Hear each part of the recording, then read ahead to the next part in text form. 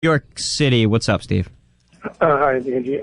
Just wondering if it was your civil rights that were being violated, like they're constantly being in New York City, if you wouldn't be screaming into that microphone with a little different attitude. And the other thing I wanted to mention was you keep throwing the name Ronald Reagan around, and I'm just wondering if that's the same Ronald Reagan that raised capital gains tax to 28%, and the same Ronald Reagan that started taxing people's Social Security, and the same Ronald Reagan that has that little asterisk about Iran. All right, Steve, you're an idiot. Ronald Reagan brought taxes down massively and simplified the structure. For the rich. Wait. Yeah, relax. Okay, let me get to your first point first. The stop and frisk.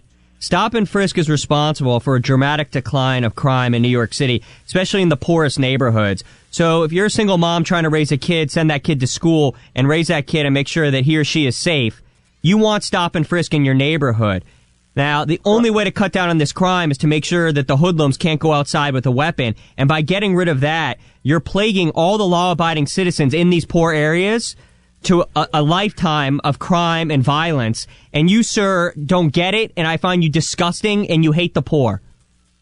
Crime has dropped in every city in the United States without stop and frisk. You can't directly correlate stop and frisk to the reduction. Okay, first of all, you're an idiot, because if you look at CompStat, the New York City police program, they send in the resources to the areas where there's the most crime, and then they put stop and frisk in, and then they get the people off the streets that have weapons. And you know what? Every time a hoodlum wants to walk outside, they're afraid to walk out with a weapon because they know the New York City police may stop and frisk them. And so not only is it the crime that you do see, but it's the crime that you don't, because it's putting fear into these criminals' eyes. And that's a good thing. And you watch. Wait, you watch, though. I would bet my life that crime will skyrocket under Bill de Blasio. It's a guarantee that it will. It's a non-issue, and you know it will, too.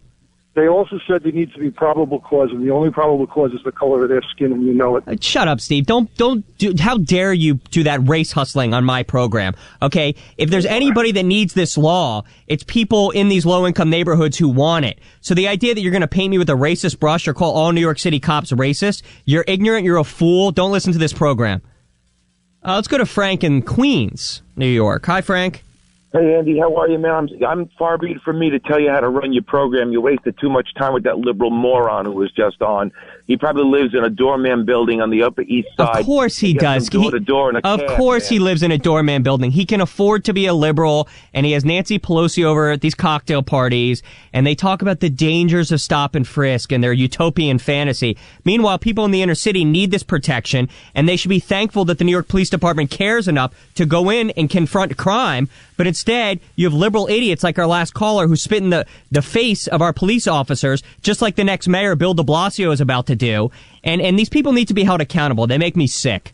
They absolutely do. And if you go into the minority communities and you talk to most of the residents that live there, you find out that they, too, want the protection that stop and frisk. Of course they do. Wait, Frank. Who doesn't want that protection? It's for the same reason that last liberal idiot lives in a doorman building, and the same reason why Mayor Bloomberg has armed guards around him. Everybody wants security. Everybody wants protection. It's as simple as that. It's not complicated. There's